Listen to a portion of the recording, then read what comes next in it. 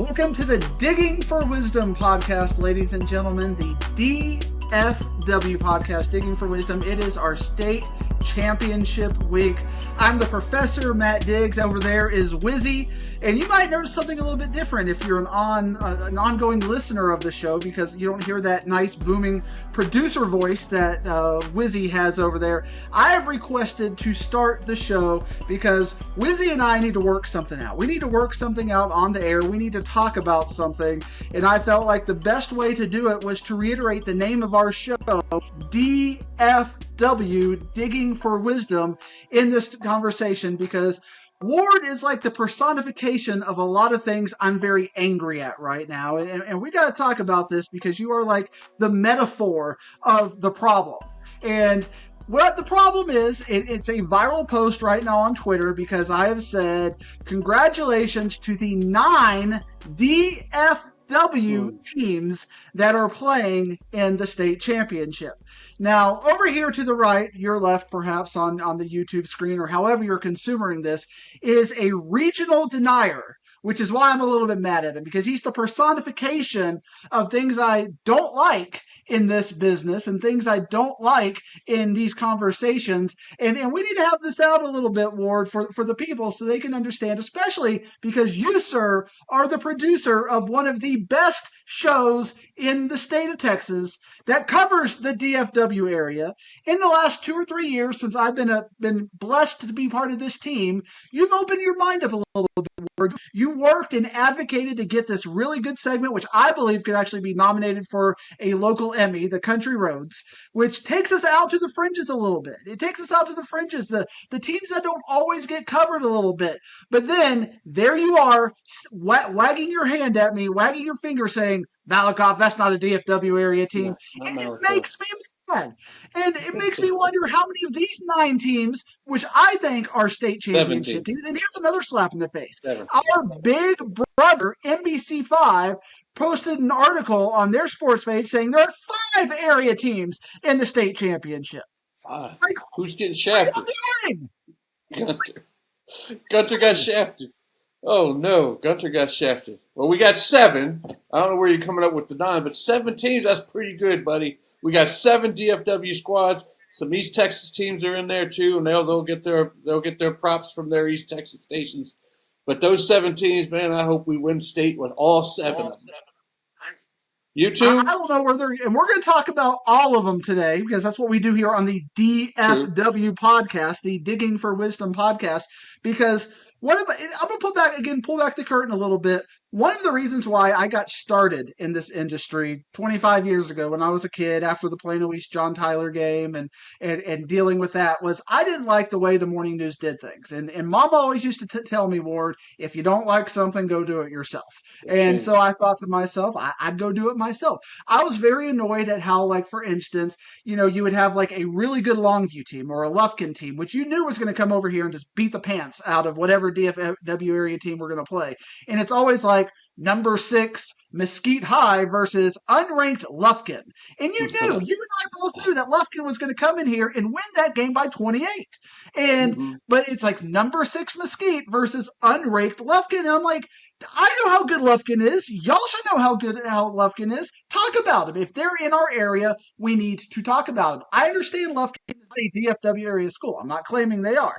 But if they are in our region, we should talk about them. We should know who they are.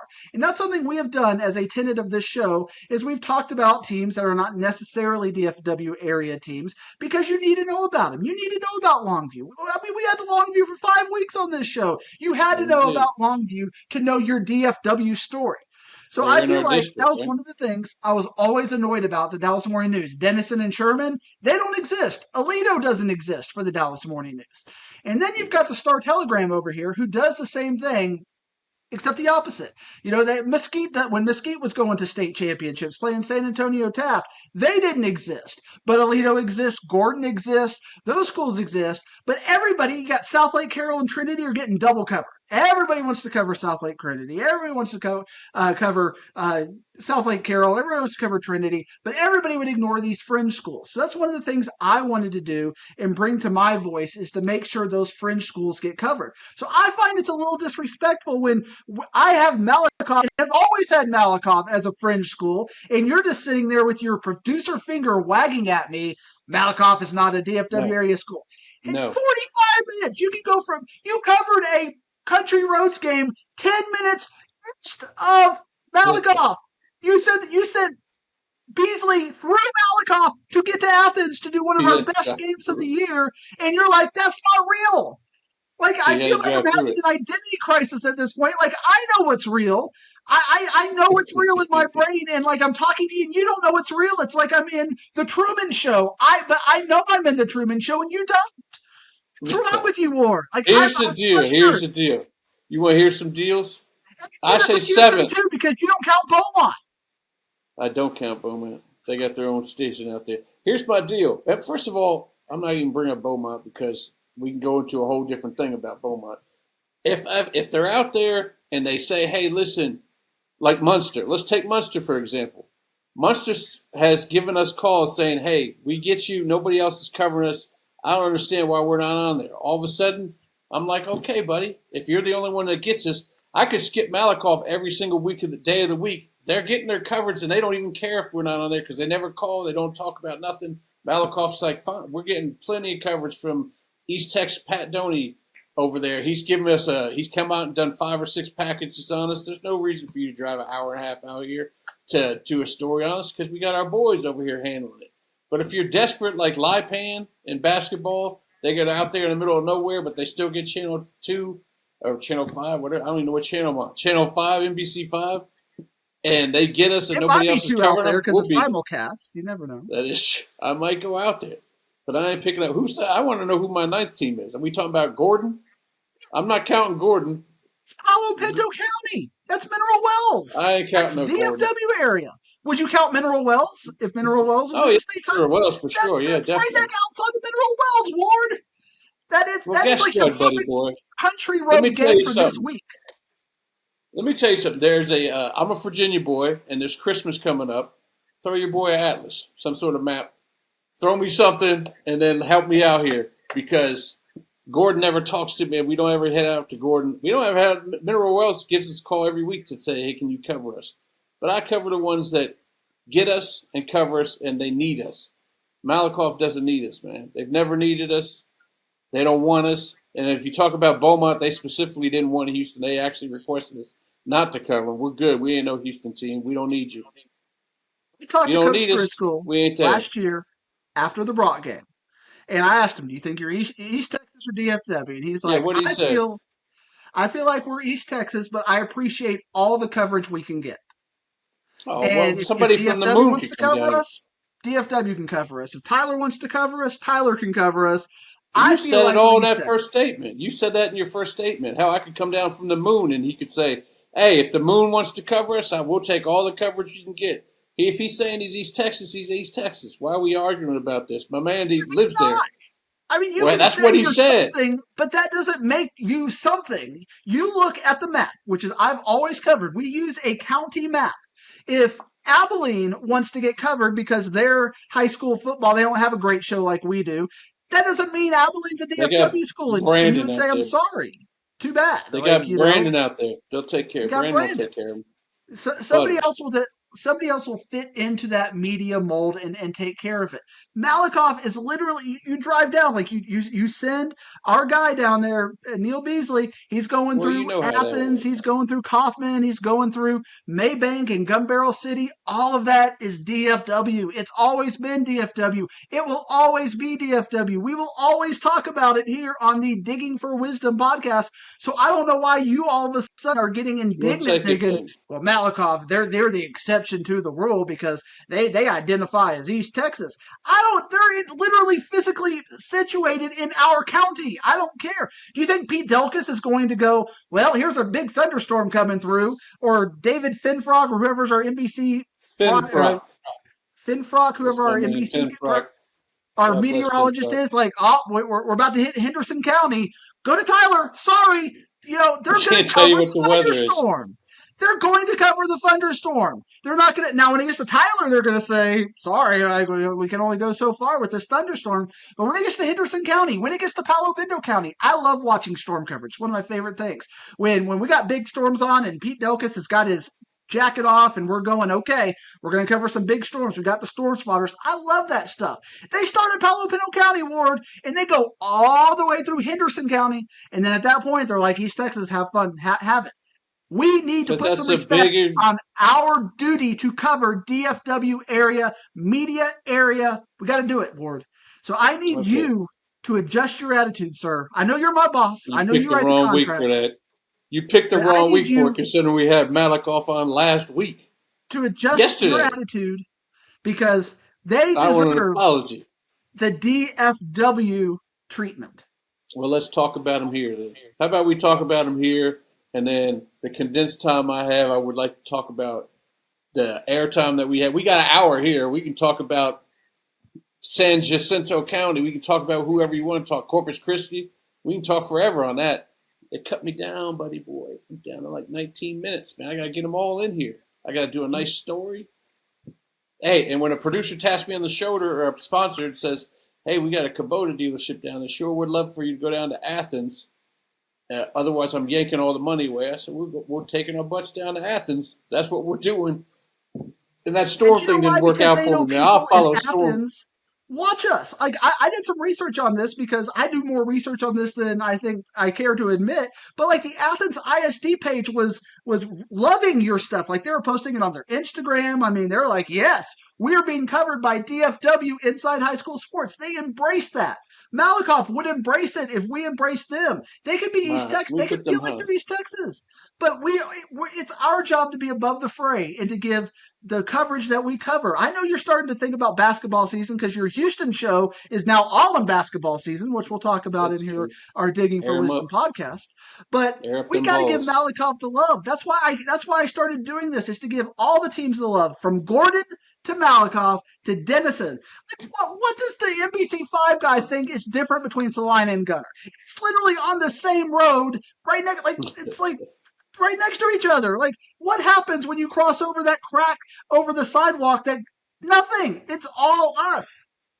That's It's true. silly. It makes me mad. I'm with you on I'm that, but you trying to picked the say, wrong like, week for that because I have Malakoff on this past week. You picked the wrong week. You should have gave me all this mess last week. Malakoff Paradise. It was a sweet game. I had to travel a long time to get to it, right up the road to the Star, and I brought it to you. All the highlights you could possibly need. 25 seconds worth. We did it, guy. Malakoff. They're going to the Cup. And But they're going to hopefully get they'll beat get by a right. Houston team. They'll get beat Probably by a get by Houston Houston team. team, but we're going to talk about that. So Ward, I'm a little worked up about that this week. Yeah, you are worked up. Just a little bit. You Like can't this be is coming at me like that. one of my base tenets of my beliefs is we've got our counties. We cover all the teams in the county. We don't cover just the good teams. We don't cover just the elite teams. We cover all the teams. We don't, we cover Thomas Jefferson. We cover Seagoville. We cover Fort Worth, Carter, Riverside. One of my favorite stories you've ever done was when Northside ended that losing streak and started to win, and you got out there and you told that story. Because we cover all the schools. We don't just cover South Lake and Trinity and Highland Park. Cover them all, Ward. And that includes Malachi. Includes That does Gunner, includes include. Munster, includes them It all. does include Munster. That's a country roads game, buddy boy. Listen, you can't come at me like this, son, like that. I'm your boss. You cannot come at me like this. So, Let me check the passionate. I blood. got some passion about this. Mm-hmm. But we got All some right, stuff to talk about. So I will let you go yeah, back to let's hosting move duties. on, man. Let's go back to hosting duties, and I will make sure I text HR before we go much further, and we'll hash this out there. Can't talk to me like that, peoples. All right, let's talk about 6A Division One. We're going to start at the top, go to the bottom. This is the last game of the night. Unlike last year's last game of the night, I don't know if either one of these teams is putting up a 70 spot and making y'all wish to turn your TVs off or leave early. This game is sweet because what we're not seeing here on this tag, we're not seeing Duncanville, we're not seeing North Shore. We're seeing new squads. North Crowley won a title, in 2003? I wasn't even in town yet. So how about that for a little trivia? And they did what they had to do to take out the big giants of Duncanville. and it consisted of giving the ball to Cornelius for 40 plus times and having him drown the clock. Kind of the same formula they used to drown out the clock against Capel. They're running it. They're doing it. And what about Westlake, though? They haven't lost in 4 months. Well, of course, North Crowley hasn't lost at all. They just absolutely just demolished North Shore. Wasn't even a game. Had Caleb Bailey wondering how he won MVP as a freshman because he couldn't even move the ball against this squad. Went on multiple fourth downs and couldn't make any of them. Tell me what you think about this game. Yesterday, you texted me, said you may be picking Austin Westlake, but I want to hear what you do after a night's sleep. Yeah, you did. Don't cross your eyes like that. That's what you said to me. I may be picking Westlake. One thing that I find a little bit of story time with Professor Diggs here. 2003, when North Crowley won their last state championship, I was actually starting my first ever podcast. 21 years ago, it was me, a guy you probably know named Matt Stepp, and producer Billy. We had a show called The Show, and it was the first ever statewide podcast. And we're all young kids, and now we're all old kids, still loving the great game of high school football. And we were disrespectful to the bone about North Crowley. And North Crowley was going to play at that time in the state semifinals, the team that we just all knew. It was like DeSoto and Longview. We just knew DeSoto was going to beat Longview. They were going to play Texas High. They had a quarterback by the name of Ryan Mallett at the time. Actually, Ryan Mallett, I think, was the freshman who ended up playing.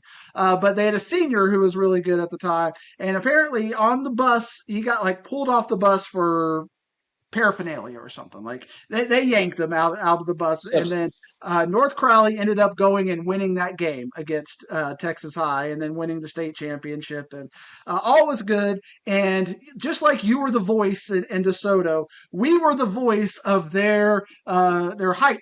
Their little end of year video on VHS. Ward, I know you remember producing things on VHS back in the day, and we made it on VHS because we were very disrespectful for them. And now 21 years later, you are setting me up as the bad guy again, talking about North Crowley and Austin Westlake.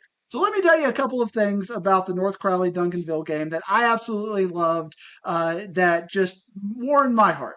Because two things can be true, Ward, and I think some people don't understand this. North Crowley could have outcoached Duncanville, and Duncanville could have coached well. Both these things could be true at the same time. Like, just because I'm saying that I feel like North Crowley outcoached and out game planned Duncanville doesn't mean I'm trashing on Duncanville. I mean, both things can be true, because Duncanville you can't get to the state semifinals in 5 of their 6 years in state semifinals and make the run they have without good coaches, good culture, and a good program. None of that stuff was absent in this game in Allen against North Crowley. North Crowley represents kind of the new analytics, the new way of. And what they did against Duncanville was an absolute masterclass.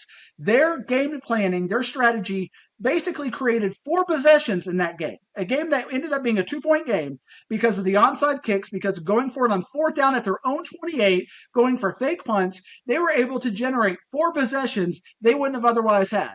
And that was a big reason why they won, because their minds understood the analytics. And none of this is new. You watched the game in Lancaster. I remember against Crowley, they were up like 49-0 and doing onside kicks. This has been their identity. It's on film. It's not.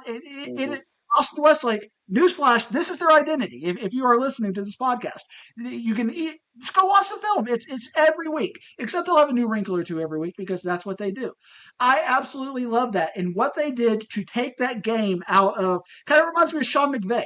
When Sean McVay came into football, he kind of created this new way of doing things. He won a championship. It was fun. And then everybody else started kind of adopting his method. And now it's just kind of, we're all doing it. We're all going for 2 now when we're down, 8 in a game, just because we know that going for 2 gives you like a 52% chance. So we're all going to go for 2 now. It's just accepted now. So North Crowley, them doing this is phenomenal. And I think they're bringing a new life to the game of high school football. Eli Reinhardt, who is the coach, the offensive coordinator over there, who's kind of brought this mindset to North Crowley. Coach Gates has adopted it, and he's like made it part of his team. And if you put a picture of Ray Gates and Eli Reinhardt next to each other, you would never guess they're friends. You would never guess they they are, it's just a mismatch of personalities and archetypes and sociological themes, but it works so beautifully. And that is the North Crowley tenet, and I absolutely love it. And then you watch almost every single after game footage when Gates is talking to his team. I know you love videoing these kind of things. It's like going to church. I mean, he's talking about Bible verses. He's talking about community and the right to do this and the honor. They do things the right way. Ward, how can you not love North Crowley? Like, this is a Um, fun team. It's a fun story, and it's like everything you want in high school football. Austin yeah, Westlake is absolutely. basically South Lake Carroll, Highland Park. Put them down there in Austin. It's that version of the team. It's Katie. It's just that archetype.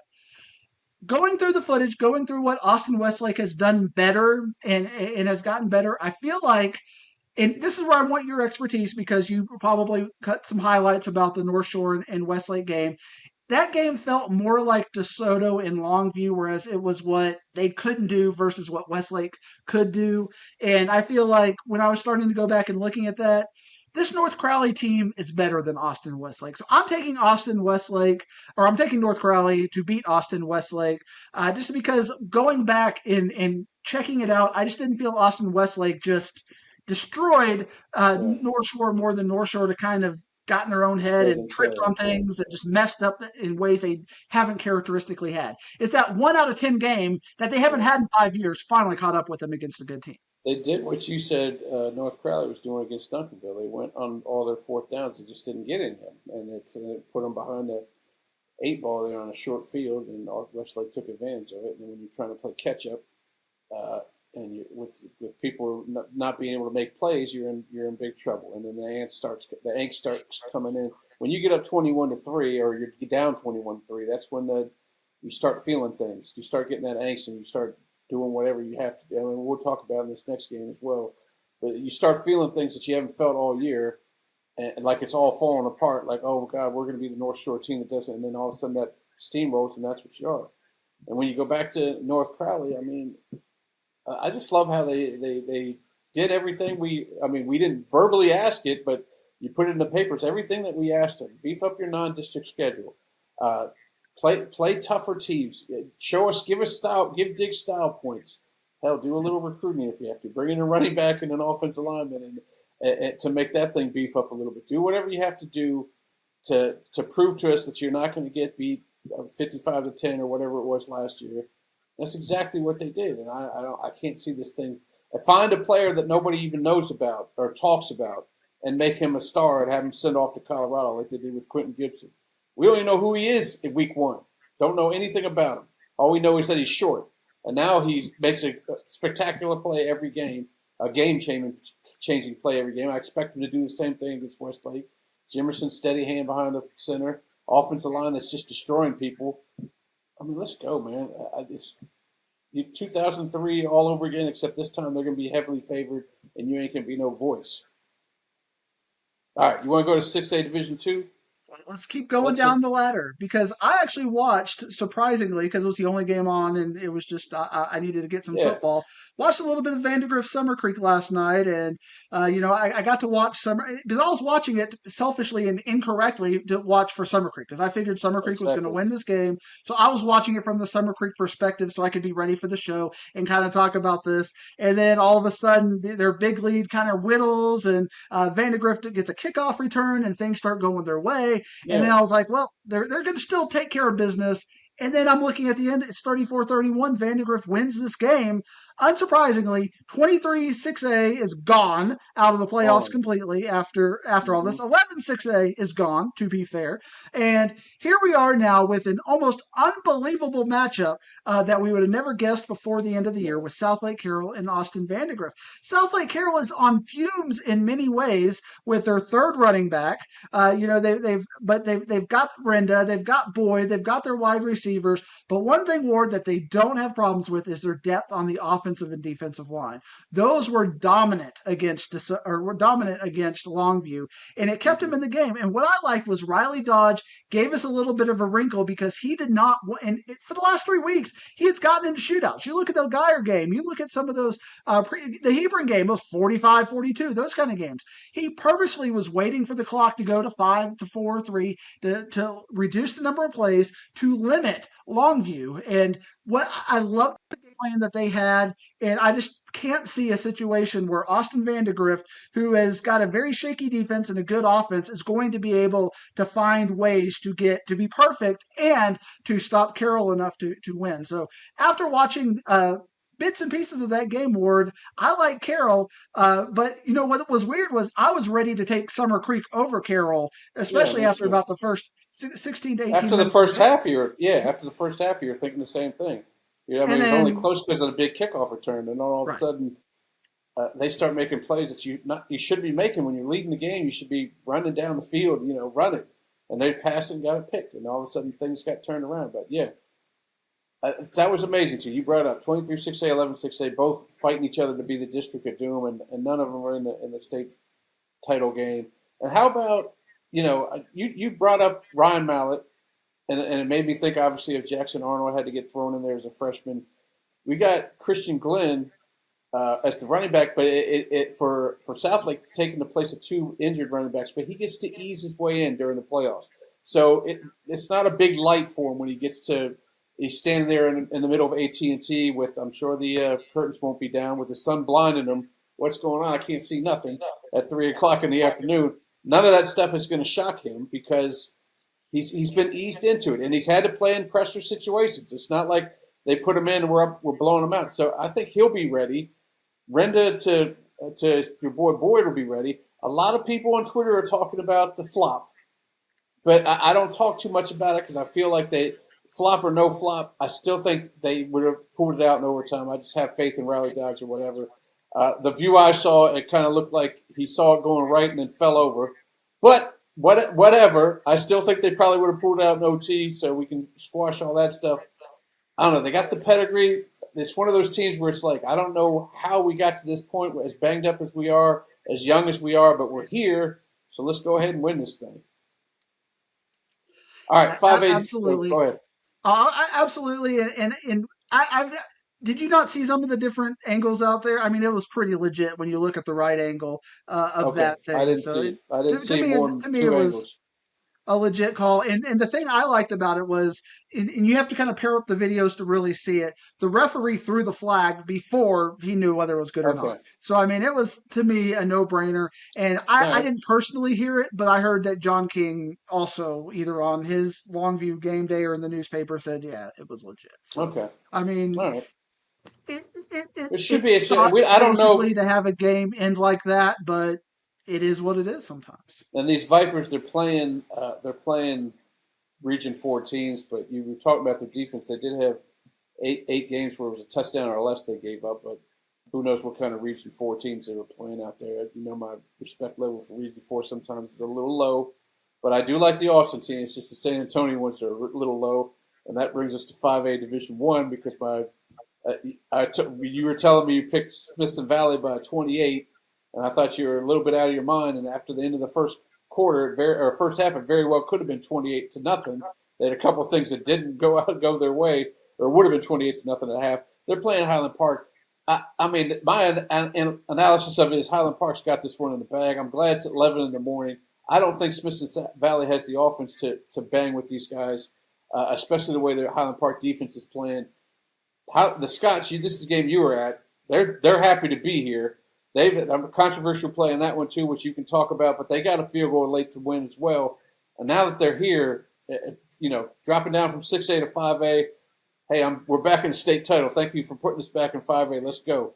I feel like Highland Park wins this one going away. I think it'll be a little bit closer than going away just because Smithson Valley is good enough to keep it close for a little while. Because one thing, and the players for Highland Park kind of gave me a little bit of business. But again, two things can be true at the same time, Ward. I don't understand why people feel like it's got to be all or nothing. This is not the best Highland Park team of the last 5 to 6 years. but they're still in the state championship, and they're still favored to be the state champion. You can be not the best Highland Park team of the last 5 to 6 years and still win a state championship. That's okay, guys. It's okay to not be as good as the Peter Smiths or John Paul Joneses, Highland Parks of the world, or the Matthew Stafford Highland Parks of the world going back 20 years ago. It's okay. I mean, you can be a really good team and still not be as good as those other teams. And I think you can say the same thing about South Lake Carroll. This is not the best South Lake Carroll team we've seen. I don't think that the team with Duncanville that beat Duncanville that they would have that this team would have beaten that team. And that's okay, Ward. I want to hear a little bit more about what you saw in Smithson Valley, especially on the lines, because I think where this game goes into a blowout is if Highland Park can dominate the lines. That's what Aledo did to them last year, and that's where it gets ugly. But if they've got decent to above average lines, that's what can keep them in the game. Defensive line, I think they have above average on defensive line for sure. From what I saw against Angleton. Obviously, I haven't watched them more than that. What I saw against Angleton, they couldn't even get first downs. They got maybe 2 first downs in the first half. First 3 quarters, they got like 3 first downs until they finally got a play. They were just in the backfield the whole game. Now, offensive line, I can't vouch for because Angleton was kind of doing the same thing. They run a kind of wild offense where they have a bigger quarterback that kind of ducks his head and just bowls forward.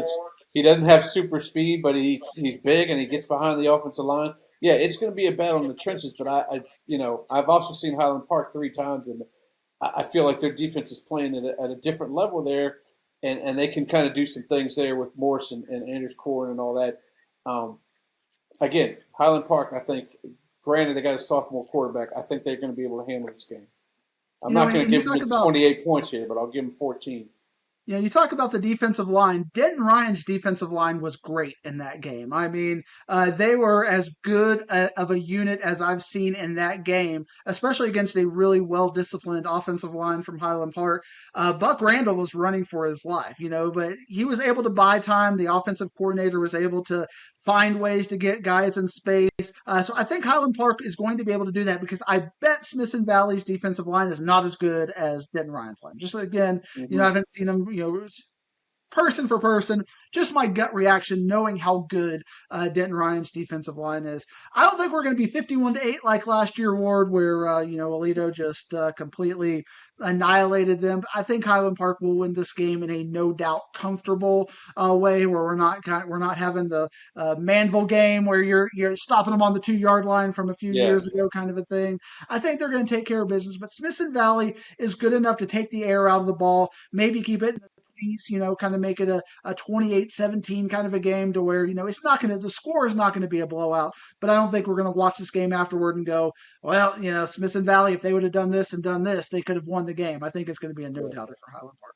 Yeah, it won't be a game that a person that's not a fan of both teams will want to watch a second time. You see it, you watch it, you see them get their trophy. We don't need to cue it up and watch it again. All right, look who's back, Sock. And they've just kind of dominated through this playoff. Boy, it's probably one time I'd say a 37-3 game wasn't even that close.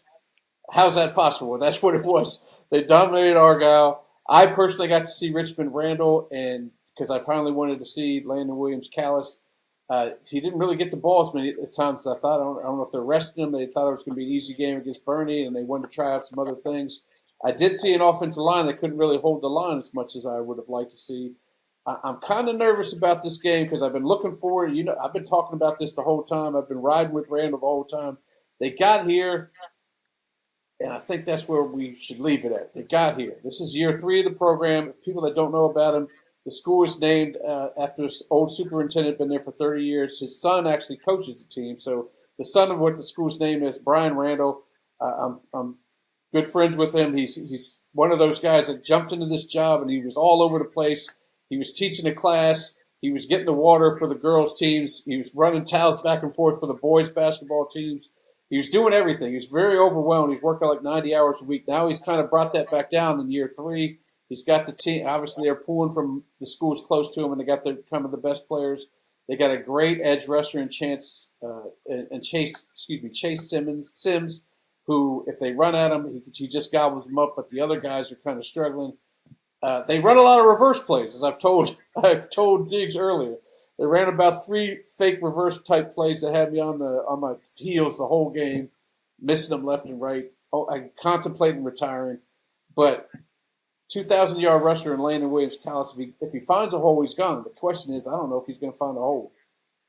We had a conversation, Ward, this week that I actually feel like would have been a good podcast conversation if your metaphor didn't make me mad because of what's trending on Twitter. And it's kind of how I use power polls to kind of discuss trends and to see trends and to see things in data and kind of guess, like, okay, we're talking about out of area teams. And one thing I think you would find interesting is that the two that I have access to that I look at both have Richmond Randall as favorites in this game. One is a 7-point favorite, and the other is a 4-point favorite. But in my head, South Oak Cliff is a 3-touchdown favorite. So it's like, how Yeah, do you work this out? And I think one of the things you have to understand with the computer polls is that it usually measures your performance against Team A versus Team B and your expected performance and then what your actual point margin is. Well, when South Oak Cliff is beating Adamson 38-0 because they're playing their JV for 36 minutes, they're not getting those style points. Whereas Richmond Randall is playing Iowa Colony twice in a year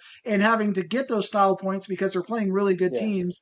They're getting their kind of their Good power point. rating pushed up, whereas Sauk doesn't have an opportunity to push their power rating up. And then you see these games like Argyle was a computer favorite against South Oak Cliff in the same two polls, and look what happened. It was, like you said, a 37-3 to game that really wasn't that close. The way South Oak Cliff is playing, they kind of remind me of North Crowley as they are just doing things right. They're taking care of business. The culture is embedded. The coaches are great.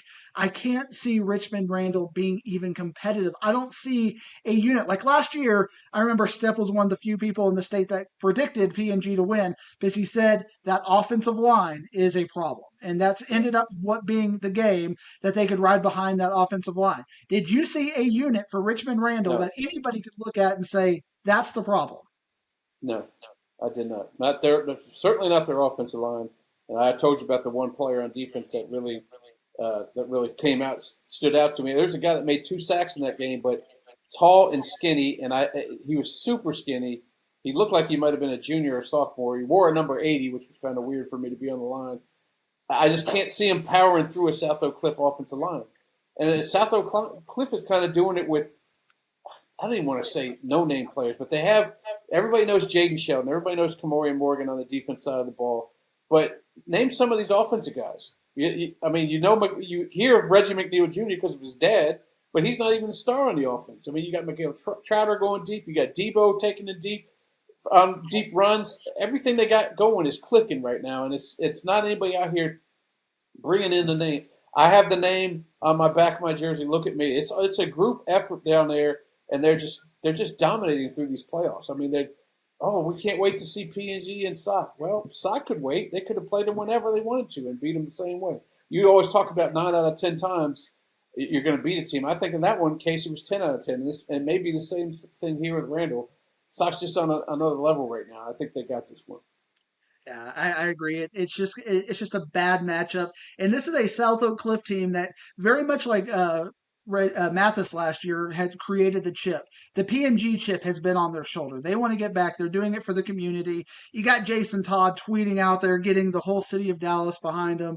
It's a fun story. I love watching it, and I think they're going to get their 3rd out of 4 state championships. And the only one because Duncanville and DeSoto, they're out. We're gonna have 817 and 214, and then kind of the middle tier with the tollways and in the middle. So I think that's going to be our state championships, but I call the DFW sweep There you go. in 6A and 5A I, at least. We'll talk six about A 4A. in the large classifications. Yes. We talk about 4A. This is one of the other 3 teams I've rolled with the whole year, which is Salina. I've been rolling with them since game 1, seeing them. I hadn't seen them play a close game yet until last week, and that's where they kind of showed that when the chips are down, they can make a play that'll get their win. I had never heard of West Plains. Obviously, they came around the last 2 years. I believe in 2 or 3 years they just opened up. Kudos to them, man. They played a game. They were down 28-17. They were down in the game, and they came back and did some things for Salina that they may not have expected, but they needed it. And now they're playing Kilgore. East Texas is coming into town. Everybody calls East Texas Debo, like that movie next Friday. Debo's coming. When Debo comes, they yank your chain right off your chest. So watch out for them trying to yank that chain because East Texas is coming. What do you think about Salina and Kilgore? One thing I love, and kind of going back to my rant a little bit earlier, is I think through this podcast, even though we don't cover West Plains and we'll never cover West Plains, we got to watch them grow up. Because, remember 3 weeks ago, Ward, we kind of said, okay, this team has caught our attention. We think they can do something. Then they beat Stephenville. And, okay, that was our dream matchup we'd been talking about all year, Salina versus Stephenville. We got the dream game, 36-35. Yeah, West Plains and West Plains and Salina, and West Plains is returning almost everybody next year, everybody that yeah, is a contributor. So we already know next year when we're talking about campfires and the 4A and below thing, it's going to be West Plains. That's it. That yeah, is the team now coming out of West Texas because they got their quarterback was a 3-year starter. He's going to be back, so he's going to be starting all 4 years. Their running back is coming back. They got several defensive key players coming back. So that's a fun story, but Salina is just battle tested. Kilgore, on the other hand, is that Carthage tough East Texas yeah, perennial blue blood powerhouse that is coming here. And I think of the games so far that I'm seeing, this yeah. is one of maybe two that I'm actually looking forward to seeing because I Yes. think we're going to have a very competitive, nonstop 48-minute game that could go to overtime, that could be a classic that we're talking about down the road with our kids. I remember the Kilgore Lincoln game, as one of those games that we're just talking about years later still with Byron Eaton and going into triple overtime. And I think this has the opportunity to be in that vein. But that being said, Salina's got so much talent, and I think that Hmm. we saw what Anna did against, in this position last year against Tyler Chapel Hill. Who, but basically, these are the teams that are the same district because Anna and Salina were in the same district last year. Kilgore and Tyler Chapel Hill were in the same district. You're basically, putting the new teams in there, but still the same positions. But I don't think Salina is going to win like Anna did because I don't think the stage is going to be too big for Kilgore. But I think it's going to be the game we should have gotten last year. But I'm gonna ride with Salina. Yeah. And those fans are itching. They're so used to getting titles, and it's been a while. They're itching to go crazy, and it should be a packed house when they come down here too. It's All been right, like 20 years for since we've had a Salina championship. It's like Salina and North Crowley are coming back, the that's right. powerhouses. One of the things I was lamenting because a lot of people are talking about on X about oh we have new blood. We have new blood, but Newish it's blood, newish newish ish, blood. new. But these are all There you still go. teams that we've seen at some point Yeah, over the yeah, last, North Crowley is like the one exception. But even that, North Crowley's been here. We're not seeing something completely new quite yet. yeah. Exactly. Till we get to let's go to 4A Division Two. We've seen these two teams in state before. God knows we've seen Carthage. East Texas is coming. Carthage, we know the stat about Coach Surratt, how he's got more state titles than playoff losses. They're taking on La Vega. Tell me what you think about this. Is another Carthage state title here? They're going to get another ring up there? Yeah, this is one of the probably the least enjoyable games that I think we're just going to have to go. La Vega's got a good enough offense to where if they get a couple of things that go their way, I think they can be competitive. But the way Carthage just humiliated a Brock team Yeah, that just beat a Graham team. This is how Carthage has been playing all year, just beating teams by 4 or 5 touchdowns. I expect more of the same. La Vega's defense is a big question mark, so Carthage is going to have a field day. La Vega may be able to score enough to keep it interesting, but I just can't see him going blow for blow. And Carthage is just good. Surratt, like you said, is a magician. Carthage getting another ring board. another ring. I believe the next game that you'd like that you're going to have your eyes on is this one, Malakoff and Columbus. Third team of three that I've been rolling with the whole year, which is Columbus. I'm glad all three of them made it to state. Uh, Columbus, man, they're playing at a different level as well. I mean, they got through some injuries to get here. They're all healed up now. They're ready to play. Schobel, and Schobel. There's three Schobels over there: a coach, a quarterback, and a defensive end. All of them have TCU blood. The coach went there, and these two are going there. And we saw what happened with Malakoff when they were backs were against the wall against Paradise. They turned it on, man. Who? Mike Jones. Talk to me. But Mike Jones didn't have a great game in He that game. did. He did. And he didn't need to because Malakoff has that that championship DNA, that championship pedigree that they've been here. They've understand that over the last 6 to 7 years, they've been here more often than they've not. I mean, Malakoff expects to be here, but again, I came away disappointed in watching in that Malakoff game. First of all, they shouldn't have won.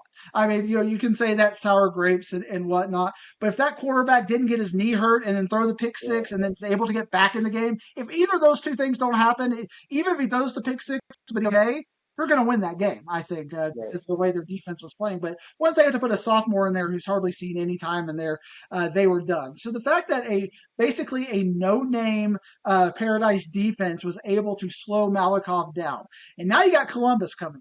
And Paradise was able to pretty much do a lot of concepts against Malakoff. You got a lot of names at Columbus. Yeah.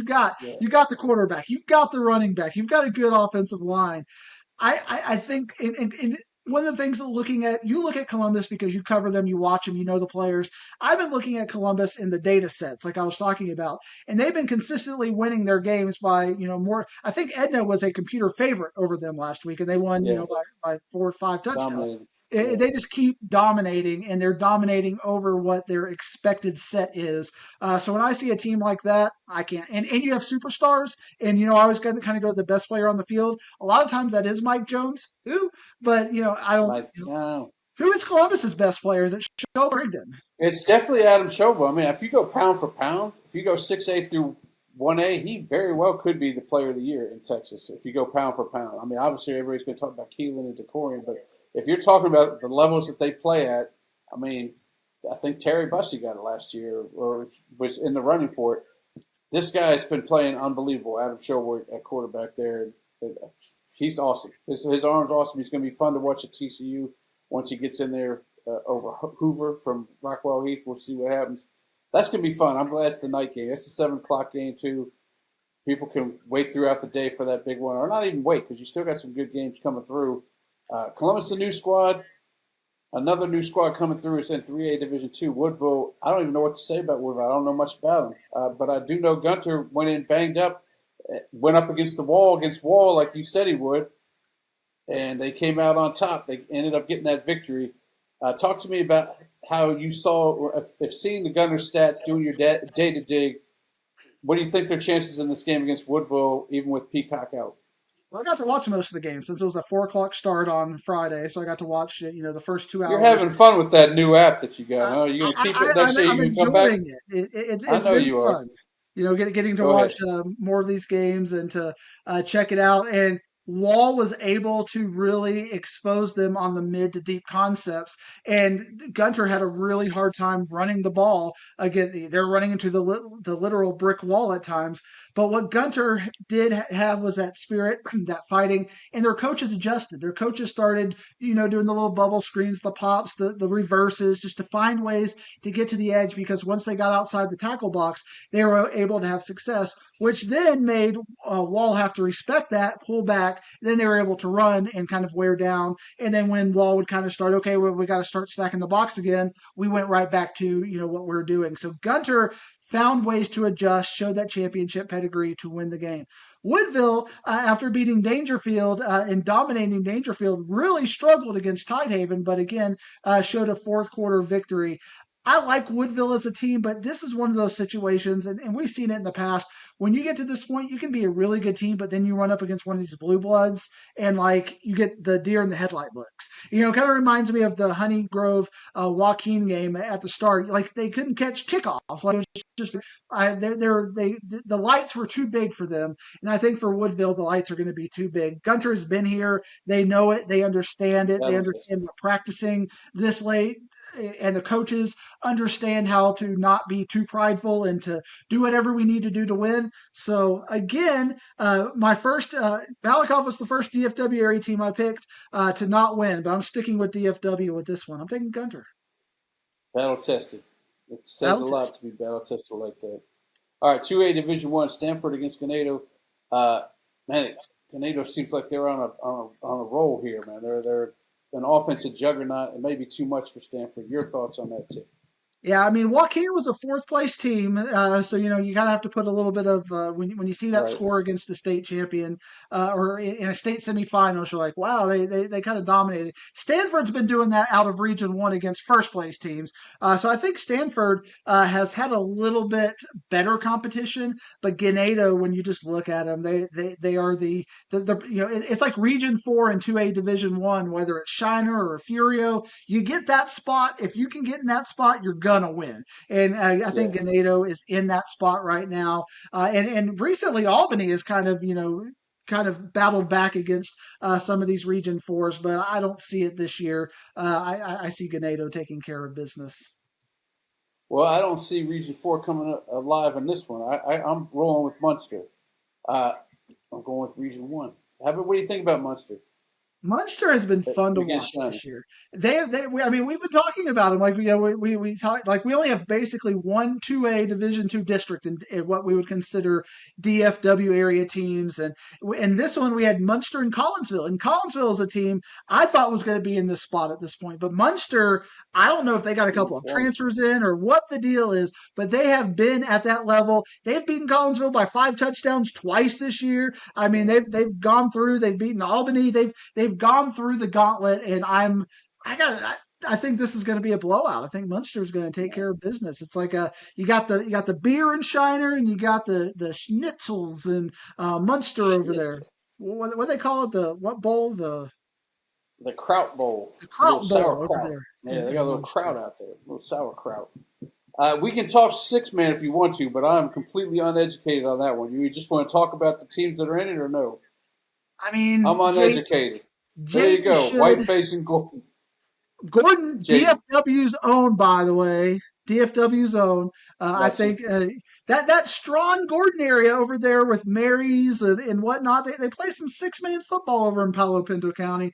You got to respect it. I think Gordon's going to take care of business. I don't know.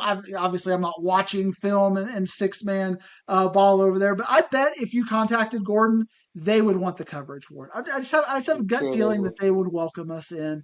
And James Oakwood, the computer polls are telling me that Jayton is like a 50 to 30 to 50 point favorite. So something about Jayton's got to be pretty good. So I think Jayton's going to take care of business. Probably what they call the old 45 award. I think you may see a 45 in this game. Give Where me the they old 45s. call the mercy rule on I got you. They may do that, and then that gives you more time to eat at halftime or whatever, at the end of the game. All right, Diggsy. There we have it, buddy boy. We also have our. If you guys have been following online, we got our play of the year poll going on, and it ends on Wednesday, and we'll tell you all who on a show who wins Saturday. We'll give them a check. Albertsons and Tom Thumb give them a check for $1,000. As usual, the Arlington Seguin folks have stepped up. I think they got two of the receivers going against each other in the semifinal, possibly. So we'll find out who wins this thing. it. We'll show you that Semifinal too. award. The other one, you know what? So we don't know yet as of today. It may be Plano East. We don't know yet. But they're in the the running. voting ends They're today. in the running. They We are don't in know, the but they're in running. the running. And Jackson at this Hayes to point, telling you to Jackson vote Howard. won't be helpful because it'll be done by the time you see this. And by the way, tell your people to put this up Tuesday. Don't put it up Wednesday. Put it up Tuesday. It's Wednesday Tuesday? State Championship. Nobody's going That's to a good care point. about what we thought about Jayden and Whiteface after the game has happened. So get it up on Tuesday, please. Pretty please for your HR complaint. Pretty please with sugar on top, Wizzy. Yeah. Get up on Tuesday. They rewind this 50 minutes and see you light me up. They're not going to do anything you request. Where's HR? You here yet? Anyway, and also I got to call up the college football people too and say, why did you put 3 playoff games on the daggone Saturday of Texas high school football? How am I supposed to know who wins these things? I'm not going to tape them and watch them. I don't have 9 hours to spare. Dang. Nothing goes right. This is the last episode, Diggsy. Diggs, we'll be back again next year. But this is the last episode. Me and Diggs will be back sometime in April. We'll start planning for 2025 camp. You'll be back. I don't know. I haven't had my year-end review. That's true. So That's true.